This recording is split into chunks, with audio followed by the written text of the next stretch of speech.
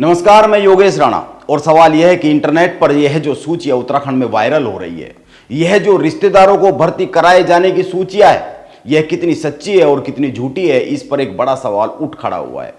और यह सवाल यूं ही नहीं उठा है, यह सवाल दो बड़ी घटनाओं के जरिए उठा है। वैसे तो पहले भी इन सूचियों को लेकर और इन सूचियों की प्रामाणिकता पर सवाल उठते रहे हैं, लेकिन इस बार जो सवाल उठे हैं वो बहुत ही बड़े हैं, इसलिए इस पर चर्चा की जानी बहुत ही जरूरी है। पहली घटना यह रही कि हरीश रावत ने पिछले 24 घंटे में सोशल मीडिया पर, अपने सोशल मीडिया पेजों पर जो सूची आ रही है, इनको लेकर 3 ट्वीट किए।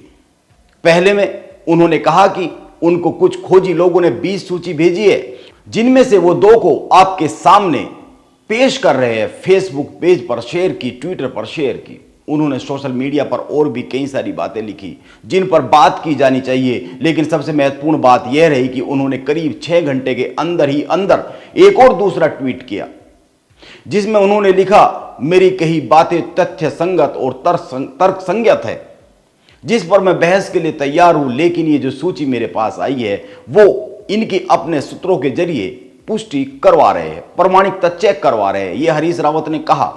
जो उन्होंने 20 सूचियों की बात की, जो उन्होंने 2 सूची फेसबुक और ट्विटर पर शेयर की, जिसके साथ एक लंबी चौड़ी पोस्ट लिखी और कई सारे खड़े किए सवाल पिछले 6 साल के सरकार के कार्यकाल पर, और 6 साल पर ही क्यों सवाल खड़े किए, इस पर भी बात करेंगे। लेकिन इसके कुछ घंटे के बाद ही उन्होंने एक और पोस्ट लिखी और उसमें लिखा कि ये जो सूची मेरे पास आई है, जिनको लेकर उन्होंने बातें लिखी है, वो उनकी पुष्टि करवा रहे हैं।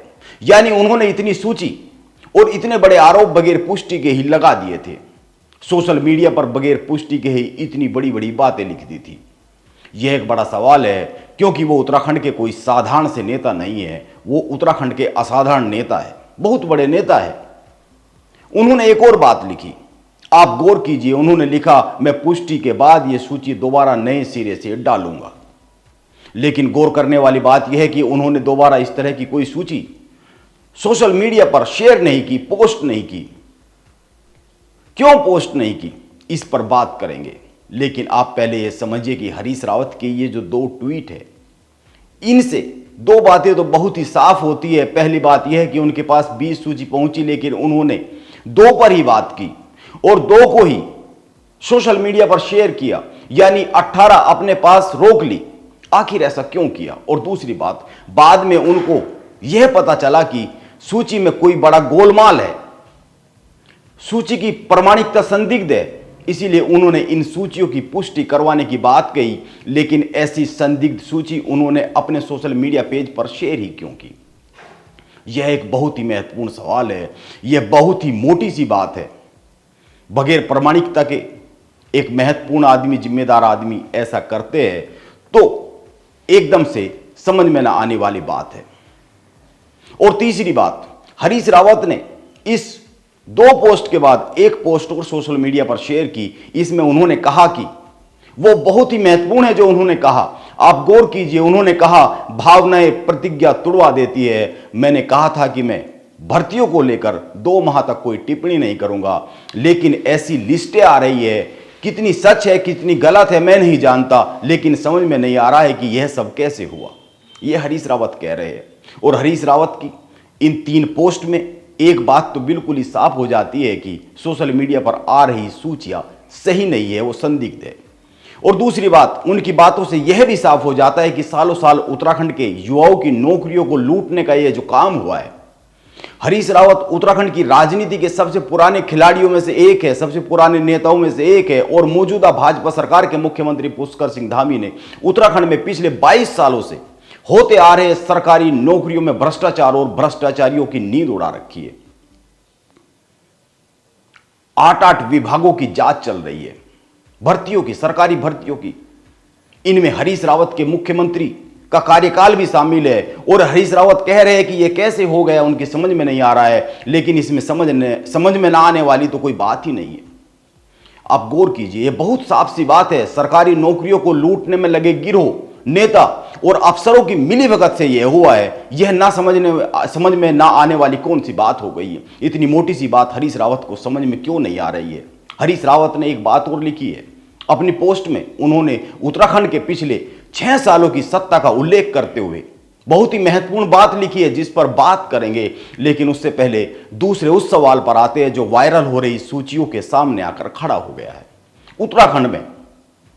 और हुआ यह है कि आरएसएस के उत्तराखंड के पदाधिकारी और स्वयंसेवक मुख्यमंत्री पुष्कर सिंह धामी से मिले। इसके बाद ये लोग डीजीपी से मिले और इसके बाद साइबर थाने में एक केस दर्ज किया गया। आरएसएस के पदाधिकारियों और स्वयंसेवकों का कहना है कि संघ के वरिष्ठ पदाधिकारियों के नाम से कई सारी सूचियां सोशल मीडिया पर वायरल की जा रही है। यह सब संघ को बदनाम करने की साजिश का एक हिस्सा है। यह सब सत्य से परे है, भ्रामक है और झूठ को फैलाने की एक साजिश के तहत किया जा रहा है। यह संघ के प्रांत प्रचारक युद्धवीर को बदनाम करने की बड़ी साजिश का भी एक हिस्सा है।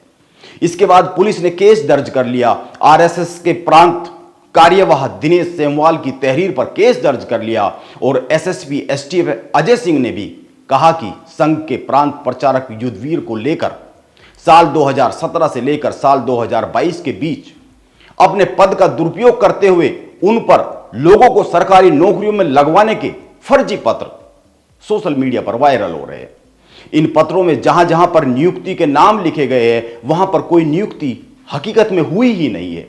यह फर्जी और कूट रचित दस्तावेज तैयार कर भ्रामक जानकारी को फैलाए जाने का एक काम है, यह पुलिस कह रही है।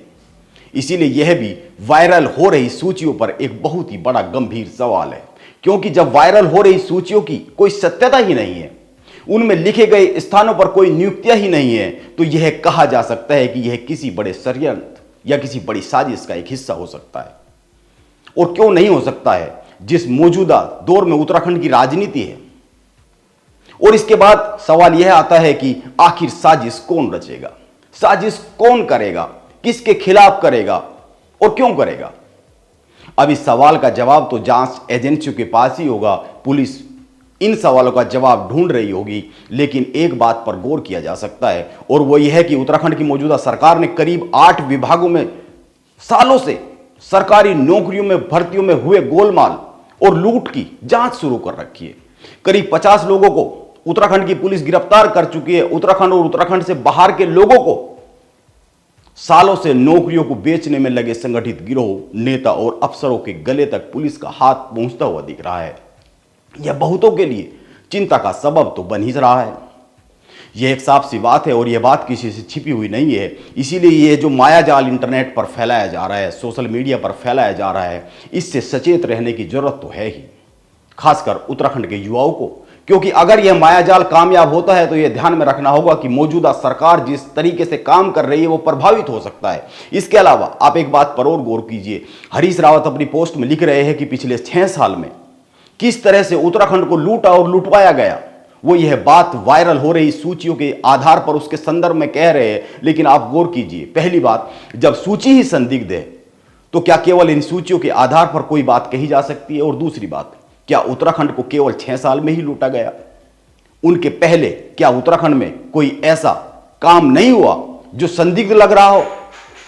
यह हरीश रावत कमाल की बात कर रहे हैं। अधीनस्थ सेवा चयन आयोग की जिन भर्तियों की जांच चल रही है, जिनमें 50 के करीब लोग गिरफ्तार हो चुके हैं, वो ही जांच साल 2015 से लेकर 2021 तक के दायरे में है। और यह जो विधानसभा में भर्तियों की जांच के लिए कमेटी बैठी हुई है, यह तो उत्तराखंड गठन से लेकर आज तक के सभी विधानसभा अध्यक्षों के कार्यकाल की जांच करने की बात कर रही है। और गोविंद सिंह कुजवाल और प्रेमचंद अग्रवाल के कार्यकाल की जांच तो चल ही रही है। और इसी कार्यकाल में हरीश रावत के मुख्यमंत्री का कार्यकाल भी आता है और इसी कार्यकाल में हरीश रावत को साथ साथ त्रिवेंद्र सिंह रावत के मुख्यमंत्री का काल भी आता है। लेकिन हरीश रावत को केवल 6 साल ही दिख रहे हैं। मैं एक बात कहना चाहूंगा, पुष्कर सिंह धामी ने उत्तराखंड में एक ऐसे मुद्दे को छेड़ा है जिस पर पहले कभी कोई बात होती ही नहीं थी, कोई जांच होती ही नहीं थी। दर्ज एफआईआर से नाम निकाले जाने का काम किया जाता था। आप हरिद्वार का प्रकरण देख लीजिए, यह कोई किसी से छिपी हुई बात नहीं है। हरीश रावत उत्तराखंड की राजनीति उत्तराखंड के गठन से पहले से करते आ रहे हैं। क्या हरीश रावत, त्रिवेंद्र सिंह रावत या फिर पुराने नेताओं और पुराने मुख्यमंत्रियों को यह पता नहीं था कि उत्तराखंड की नौकरियों को लूटने का काम कुछ लोग नेता और अफसरों के साथ मिलकर कर रहे हैं? अगर उनको पता नहीं था तो उनकी राजनीति बेकार है, उन्हें अभी राजनीति से हट जाना चाहिए।